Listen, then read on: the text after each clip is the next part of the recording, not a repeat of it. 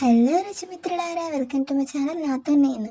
ఇంటి వంటల్లో ఎప్పుడూ ప్రత్యేకంగా ఉండే బెండకాయ వేపుడు బయట క్రిస్పీగా, లోపల నెమ్మదిగా ఉడికిన రుచితో మనసు దోచేస్తుంది. సింపుల్ మసాలాలు, కొంచెం ప్రేమతో చేసిన ఈ బెండకాయ వేపుడుని ఎలా చేసుకోవాలో చూసేద్దామా? దీనికోసం ముందుగా బెండకాయలు తీసుకొని ఇలా చూపిస్తున్నట్టుగా చిన్న చిన్న ముక్కలుగా కట్ చేసుకుందాం. ఒక్కొక్కటిగా కట్ చేసుకుంటే టైం పడుతుందండి, అందుకే ఇలాగ 3-4 పట్టుకొని కట్ చేసుకుందాం. ఇప్పుడు స్టవ్ మీద కడాయిని పెట్టుకొని బెండకాయలు వేపుకోవడానికి ఆయిల్ వేసుకుందామండి.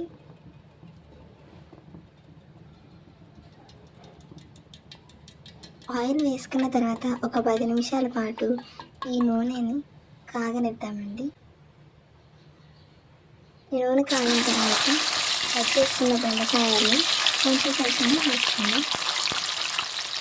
మొత్తం ఒకేసారి వేసుకోకుండా కొంచెం కొంచెంగా వేపుకోండి, అప్పుడే బెండకాయల్లో ఉన్న జిగురు పోతుంది.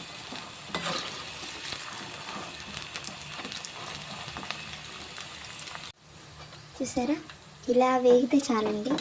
ఇలా వేగిన తర్వాత ఆ బెండకాయలని తీసి పక్కన పెట్టుకుందాం.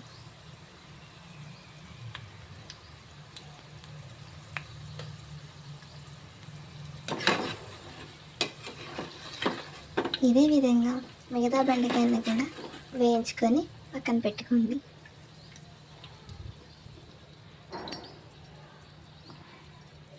ఆ తర్వాత కొంచెం పల్లీలను కూడా వేపుకుందాం. ఇలా కొంచెం సేపు వేగితే చాలండి. ఇప్పుడు దీన్ని కూడా తీసుకొని పక్కన పెట్టుకుందాం. ఇప్పుడు స్టవ్ మీద ఇంకో కడాయి పెట్టుకొని ఆయిల్ వేసుకోవాలండి. నేను బెండకాయ వేపిన నూనె వాడుతున్నాను. ఆ తర్వాత తాలింపు గింజల్ని వేసుకుందాం. కొంచెం చిక్కగా కట్ చేసుకున్న పచ్చిమిర్చి ఉల్లిపాయలు కూడా వేసుకుందాం. ఇప్పుడు బాగా కలుపుకొని వేగనిద్దాం.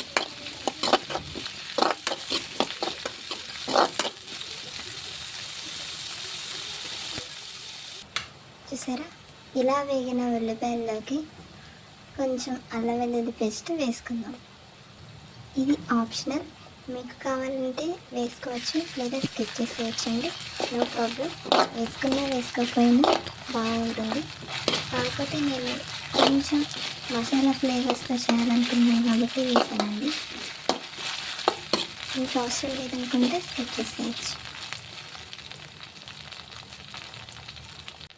ఒక 2 నిమిషాల తర్వాత కరివేపాకును కూడా వేసుకుందామండి.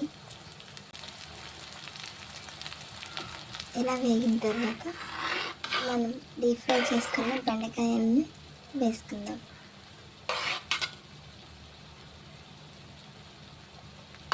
వేసుకొని ఒకసారి ఇట్లా కలుపుకొని వేగనిద్దాం.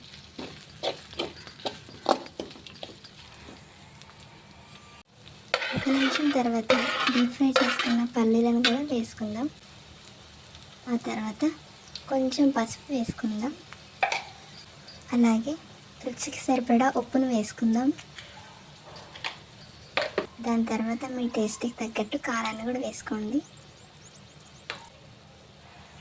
ఆ తర్వాత కొబ్బరి పొడిని కూడా వేసుకుందాం. అలాగే ధనియాల పొడిని కూడా వేసుకుందాం. ఇలా అన్నీ వేసుకొని ఒకసారి కలుపుకుందాం. ఏంటి ఇంత ప్రాసెస్ ఉందా అనుకోకుండా చేస్తే పిల్లలు ఇష్టంగా తింటారండి. ఒకసారి ట్రై చేసి చూడండి. ఇలా ఒక 2 నిమిషాలు వేగిన తర్వాత కొత్తిమీర వేసుకొని గార్నిష్ చేసుకుందాం. అంతేనండి, టేస్టీ అయిన బెండకాయ ఫ్రై రెడీ. రైస్లోకైనా పెరుగులోకైనా కలుపుకొని తింటే అద్భుతంగా ఉంటుందండి. మీ పిల్లలకు పెట్టి చూడండి, కొంచెం కూడా వదలకుండా తింటారు, అంత బాగుంటుంది. నేను చెప్తున్నాను. ఈ రెసిపీని మీరు కూడా ట్రై చేసి ఎలా వచ్చిందో కామెంట్ చేయండి. ఇలాంటి మరిన్ని వీడియోస్ కోసం like, share and subscribe to my channel my kitchen diaries. మరో రుచికరమైన వంటలో మళ్ళీ కలుద్దాం. బాయ్.